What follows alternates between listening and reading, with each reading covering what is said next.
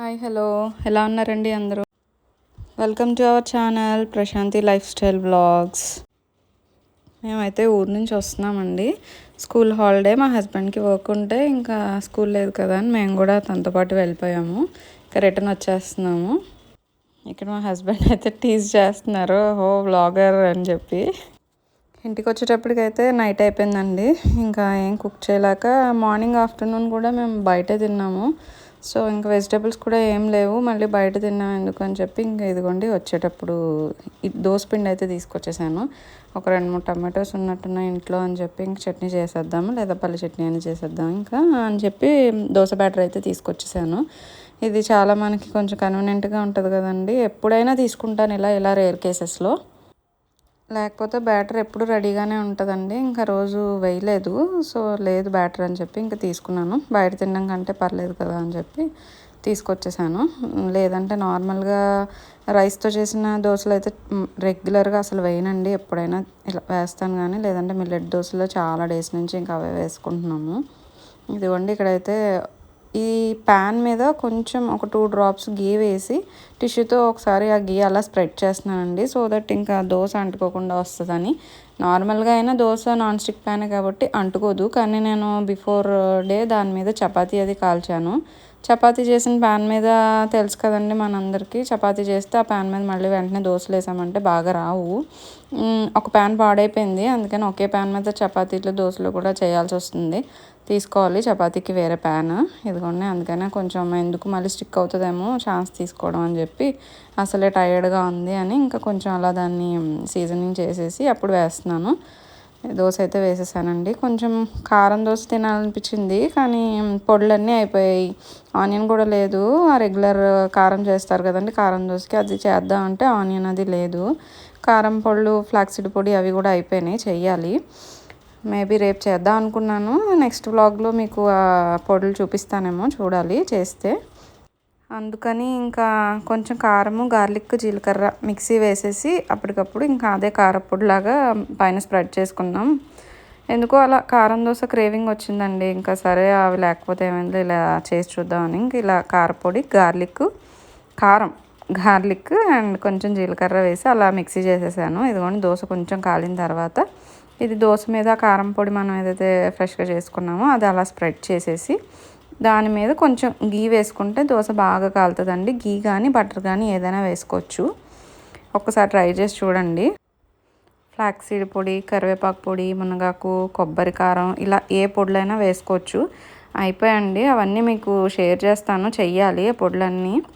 ఇక్కడైతే ఇలా చేశాను. ఇదైతే మీరు గీ కానీ బటర్ కానీ వేసుకోండి. నేనైతే ఫ్రెష్ క్రీమ్ వేస్తున్నాను. ట్రస్ట్ మీ చాలా కమ్మగా ఉంటాయండి దోశలు. ఎప్పుడు చేయకపోతే ఒక్కసారి గీ బటర్తో కాకుండా ఒకసారి ఇది కూడా ట్రై చేయండి. ఫ్రెష్ క్రీమ్ అంటే ఏం లేదండి, పాలు కాచేస్తాం కదా, అవి చల్లారిన తర్వాత కాసేపు ఫ్రిడ్జ్లో పెట్టేస్తే మీగడ బాగా దలసరిగా మీగడ తొక్క కట్టేస్తుంది కదండి, అది అలా వేసేస్తే అంటే తొక్కగా ఉంటుంది. సో మీగడ సపరేట్ చేసి మళ్ళీ ఫ్రిడ్జ్లో పెడితే కాసేపు ఇలా క్రీమీగా వచ్చేస్తుంది మీగడ. అదే ఫ్రెష్ క్రీమ్ అండి, ఏం లేదు. కానీ చాలా కమ్మగా ఉంటుంది. ఇక్కడ ఒక డిస్క్లైమర్ అండి, ఎవరైనా డైట్ చేస్తూ ఉంటే అవాయిడ్ చేయండి. అంటే మంచి మీ ఫుల్ పాలల్లో ఉన్న ఫ్యాట్ అదంతా క్యాలరీస్ ఎక్కువ కౌంట్ అవుతుంది కాబట్టి ఒకసారి చూసుకోండి. లేదు చీట్ మీల్ ఉన్నప్పుడు ట్రై చేస్తానంటే చాలా కమ్మగా ఇదొక టేస్ట్ వస్తుందండి. ఈ మనకి గీ బటర్తో కూడా బాగుంటాయి దోశలు, కానీ ఇది చాలా బాగుంటుంది. ఒకసారి ట్రై చేయండి. ఇదిగోండి అలా స్ప్రెడ్ చేసేసుకున్నాక ఫ్రెష్ క్రీమ్లో బాగా ఫ్రై అయిపోతుంది, దోశ బాగా వేగుతుంది. ఇదిగోండి ఇంకా టమాటో చట్నీ అయితే చేసేసాను, దాంతోపాటు పెట్టుకొని ఇంకా తినేస్తున్నాము. ఫుల్ టైర్డ్ అయిపోయామండి, బాగా తిరిగాము. ఇంకా తినేసామండి అందరం. ఇంకా ఫ్రెష్ అప్ అయ్యి వాళ్ళు ఫ్రెష్ అప్ అయిపోయారు. ఇంకా రెడీ చేసేలోపు ఇంకా అందరం తినేసి పడుకుని పోయామండి. ఇంకా రోజు ఏమీ స్కూల్ ఉంది నెక్స్ట్ డే మార్నింగ్, కానీ ఏం ప్రిపరేషన్స్ అవి చేసుకోలేదు, వెజిటేబుల్స్ ఏం లేకపోవడం వల్ల. నెక్స్ట్ డే రైతు బజార్కి వెళ్ళి తెచ్చుకుందాంలే అని చెప్పి, బయట షాప్స్లో తీసుకునేదానికి వెజిటేబుల్ మార్కెట్లో మనం రైతు బజార్ ఉంటుంది కదండి, అక్కడికి ప్రైస్ వేరియేషన్ చాలా ఎక్కువ ఉంటుంది.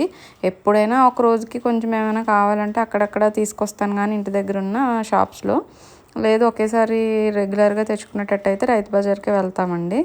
మా హనీని స్కూల్లో డ్రాప్ చేసేసి రిటర్న్ వచ్చేటప్పుడు వెళ్ళి తెచ్చేసుకుంటాము. అందువేలోనే రైతు బజార్ ఉంటుంది. 2-3 ఉంటాయి. మేము డ్రాప్ చేసి వచ్చే దారిలో మాకు దగ్గరగా ఉన్న దగ్గర వెళ్ళి తెచ్చుకుంటాము. ఇవి ఈజీగా 10 డేస్ వచ్చేస్తాయండి. బికాజ్ మధ్యలో ఒక 2-3 డేస్ 2 డేస్ అయినా అట్లీస్ట్ నాన్ వెజ్ ఏదో ఒకటి చేసుకుంటాం కాబట్టి 10 డేస్ ఈజీగా వచ్చేస్తాయి. ఇదిగోండి ఇక్కడ వెజిటేబుల్స్ అయితే తెచ్చేసి మా హనీకి మార్నింగ్ దోశ బ్యాటర్ కొంచెం ఉంటే అవే దోశలు వేసి పెట్టేశాను దానికి. మేమేమో ఇప్పుడు వచ్చేటప్పుడు టిఫిన్ బయట నుంచి తెచ్చేసుకున్నాము. ఇంకా దానికి లెమన్ రైస్ చేసి పెట్టేశానండి లంచ్కి. ఇంకేం లేవు అండ్ నైట్ కూడా ఏం ప్రిప్స్ చేసుకోలేదని చెప్పి ఇంకా లెమన్ రైస్ పెట్టేసి ఇంకా వెళ్ళిపోయాము. అలాగా మేము టిఫిన్ ఇప్పుడు తెచ్చేసుకున్నాం, తినేసాను. ఇదిగోండి ఇక్కడ ఇంకా వెజిటేబుల్స్ అన్నీ సర్దేస్తున్నాను. ఎక్కువసేపు బయట ఉంటే ఆకుకూరలు అవి పాడైపోతాయి కదా అని చెప్పి ఇంకా తినగానే స్టార్ట్ చేశాను సర్దడం. ఇదిగోండి కావాల్సిన వెజిటేబుల్స్ అన్నీ తెచ్చేసుకున్నాను. కోకోనట్స్ ఇదిగోండి చాలా బాగున్నాయి. ఈసారి బాగా ఇచ్చారు. 2 కోకోనట్స్ 50 రూపీస్కి ఇచ్చారు. ఇదిగోండి మ్యాంగో అయితే 10 రూపీస్ అంట. అసలు పులుపు ఉంటుందా లేదా చూసి అప్పుడు మళ్ళీ కావాలంటే తెప్పిద్దామని ఇంకొకటే తీసుకొచ్చాను, కానీ ఎక్కువ తెచ్చుకోవాల్సింది అనిపించింది. చాలా చిన్న కాయ అయినా ఎంత పుల్లగా ఉందో అండి. మొత్తం పప్పు మామిడికాయ చేద్దామని తీసుకొచ్చాను చూద్దామని. మళ్ళీ తర్వాత తెప్పించానులేండి ఇంకా కాయలు. చాలా పులుపు ఉంది, చిన్నకాయ అయినా బాగుంది. వీటిని పునాసకాయలు ఏవో అంటారు కదా, ట్రై చేయండి బాగున్నాయి. ఇదిగోండి అన్నీ ఏమేమి కావాలో ఫ్రైడ్ రైస్లు అవి అప్పుడప్పుడు చేస్తుంటాం కదా దానికి, ఇంకా ఆ వీక్కి సరిపడా లంచ్ బాక్సులకి వాటికి కావాలి కదండి, ఇంకా అవన్నీ తెచ్చేసుకున్నాను. కొంచెం కరివేపాకు చిల్లీస్ అలాంటివి ఒలిచి ఫ్రిడ్జ్లో పెట్టేశాను. మిగతావి అలానే కవర్స్లో వేసి పెట్టేశానండి. ఇంకా అప్పుడు అసలు ఓపికనే లేదు ముందు రోజు అంతా తిరగడం వల్ల. మళ్ళీ లంచ్ కూడా ప్రిపేర్ చేయాలి. ఇదిగోండి గీ ఎప్పటి నుంచో అనుకుంటూ ఉన్నాను, అందుకనే ఇంకా గీ కూడా ప్రిపేర్ చేసేస్తున్నాను. పెద్ద తలనొప్పి అండి బటర్ తీయడం అసలు ఆ మేగడ నుంచి. తమలపాకు వేస్తారండి, మంచి ఫ్లేవర్ ఉంటుందని. నా దగ్గర లేదని కర్రీ లీవ్స్ అయితే వేసాను. అది నెయ్యి కాస్తున్నప్పుడు వచ్చి ఆ వియర్డ్ స్మెల్ రాకుండా బాగుంటుంది. ఇది కరివేపాకు కానీ తమలపాకు కానీ వేసుకొని ట్రై చేయండి. ఇంక వెజిటేబుల్స్ అలానే కవర్స్లో పెట్టేసి సపరేట్ చేసి ఫ్రిడ్జ్లో పెట్టేశాను. తర్వాత అన్నీ క్లీన్ చేసుకుందామని కొన్ని పాడయ్యేటివే క్లీన్ చేసి అప్పుడు పెట్టేశాను. కర్రీ లీవ్స్ లాంటివి, కొత్తిమీర, ఆకుకూరలు అలాంటివన్నీ మంచిగా అప్పుడే క్లీన్ చేసి పెట్టేసుకున్నాను. ఇంకా నెక్స్ట్ లంచ్ ప్రిపేర్ చేయాలి కదండి. అసలు ఎంత టైర్డ్గా ఉందో, ఎప్పుడెప్పుడు తినేసి పడుకుందాం అన్నట్టుంది. బాడీ అయితే అస్సలు సహకరించట్లేదు, బట్ స్టిల్ వండుకోవాలి కదా. ఇంకా అందుకని ఈ వెజిటేబుల్ కటింగ్ ప్రాసెస్ తగ్గుతుందని డ్రమ్ స్టిక్స్ చేసేద్దాము, ఫ్రెష్గా ఉన్నాయి అని చెప్పి ఇంకా వెజిటేబుల్స్ అద్దే ముందు ఎగ్స్ బాయిలింగ్కి పెట్టేశాను. అవి ఆయిల్లో కొంచెం పసుపు కారం ఉప్పు వేసి ఎగ్స్ బాయిల్ చేసేసిన తర్వాత అందులోనే అదే ప్యాన్లో అదే ఆయిల్లో ఈ ములక్కాడలు కూడా ఫ్రై చేసేస్తున్నాను. ములక్కాడ ఇక్కడ ఫ్రై చేయకపోయినా పర్లేదండి, ఆనియన్స్ అవి ఫ్రై అయిన తర్వాత ఈ ములక్కాడలు యాడ్ చేసుకుని ఫ్రై చేసుకోవచ్చు. నాకు ఇలా ఇష్టం, అందుకని ఇక్కడ ఫ్రై చేసేసాను. అదే ఆయిల్లో ఇంకా కరివేపాకు పచ్చిమిర్చి వేసేసి అవి ఫ్రై అయిన తర్వాత ఇంకా ఫైన్గా చిన్నగా చాప్ చేసుకున్న ఆనియన్స్ అయితే యాడ్ చేసేసి ఫ్రై అవ్వడానికి పెట్టేసుకోవడమేనండి.